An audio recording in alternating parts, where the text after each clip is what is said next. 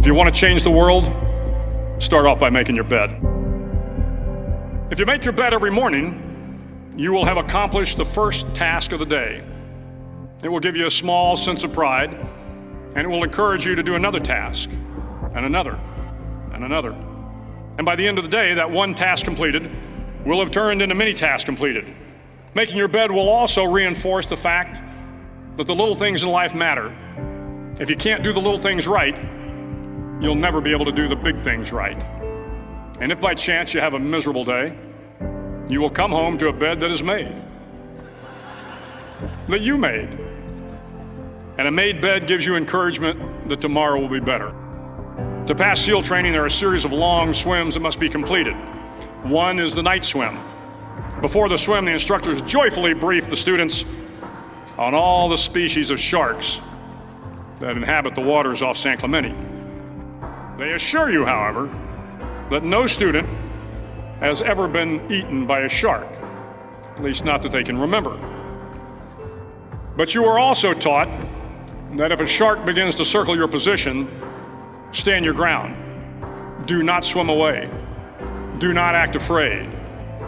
And if the shark, hungry for a midnight snack, darts towards you, then summons up all your strength and punch him in the snout, and he will turn and swim away. There are a lot of sharks in the world. If you hope to complete the swim, you will have to deal with them. So if you want to change the world, don't back down from the sharks.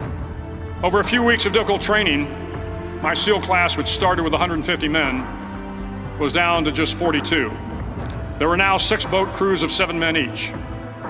I was in the boat with the tall guys, but the best boat crew we had was made up of the little guys, the Munchkin crew, we called them. No one was over 5'5". The Munchkin boat crew had 1 American Indian, 1 African American, 1 Polish American, 1 Greek American, 1 Italian American, and 2 tough kids from the Midwest. They out-paddled, outran, and outswam all the other boat crews. The big men in the other boat crews would always make good-natured fun of the tiny little flippers the Munchkins put on their tiny little feet prior to every swim. But somehow these little guys from every corner of the nation and the world always had the last laugh, swimming faster than everyone and reaching the shore long before the rest of us. SEAL training was a great equalizer. Nothing mattered but your will to succeed, not your color, not your ethnic background, not your education, not your social status. If you want to change the world, measure a person by the size of their heart, not by the size of their flippers. The 9th week of training is referred to as Hell Week. It is 6 days of no sleep, constant physical and mental harassment, and 1 special day at the Mud Flats.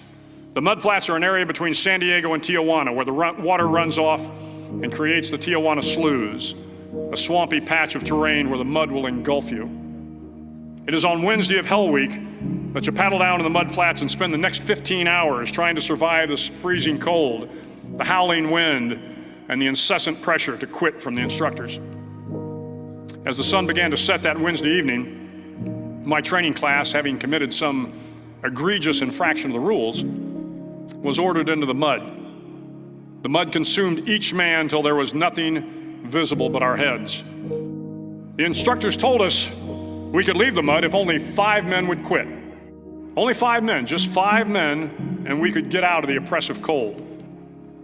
Looking around the mud flat, it was apparent that some students were about to give up.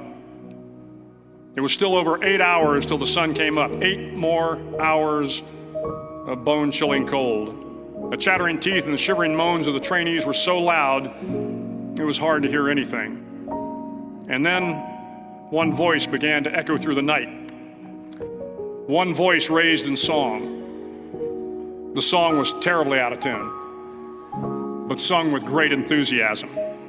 One voice became 2, and 2 became 3, and before long, everyone in the class was singing. The instructors threatened us with more time in the mud if we kept up the singing, but the singing persisted. And somehow the mud seemed a little warmer, and the wind a little tamer, and the dawn not so far away. If I have learned anything in my time traveling the world, it is the power of hope. The power of one person, a Washington, a Lincoln, King, Mandela, and even a young girl from Pakistan, Malala. One person can change the world by giving people hope. So if you want to change the world, start each day with a task completed. Find someone to help you through life. Respect everyone. Know that life is not fair and that you will fail often. But if you take some risks, step up when the times are the toughest, face down the bullies, lift up the downtrodden, and never, ever give up.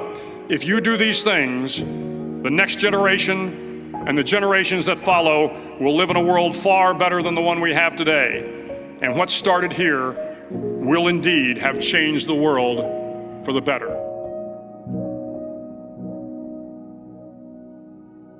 I was flunking out of college. I had a 1.7 grade point average. I hope none of you can relate. I had a 1.7 grade point average. I was sitting in my mother's beauty shop, and I'm looking in the mirror, and I see behind me this woman under the dryer.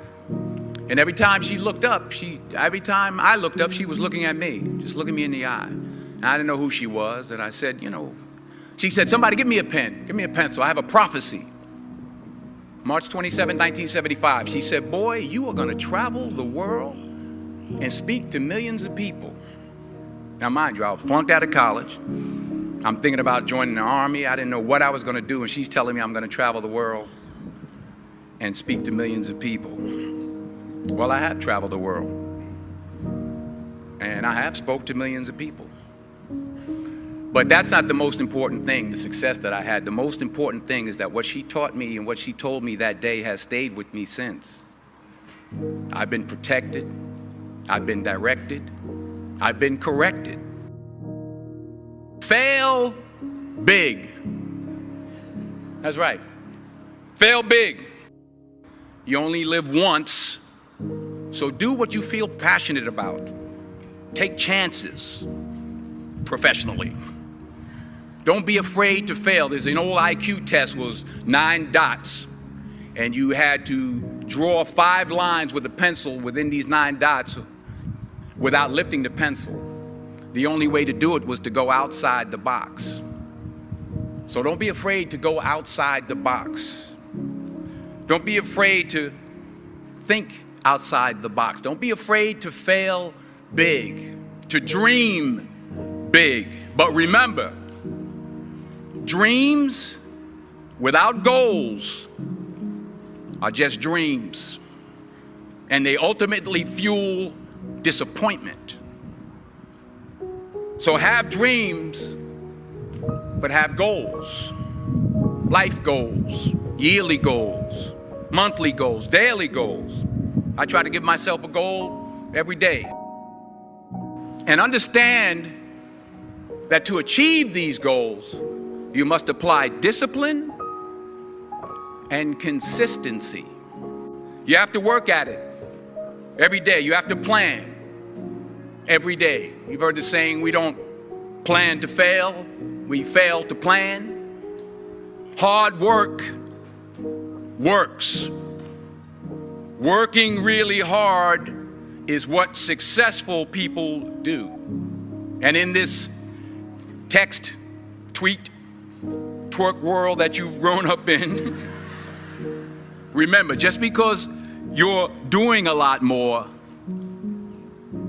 doesn't mean you're getting a lot more done.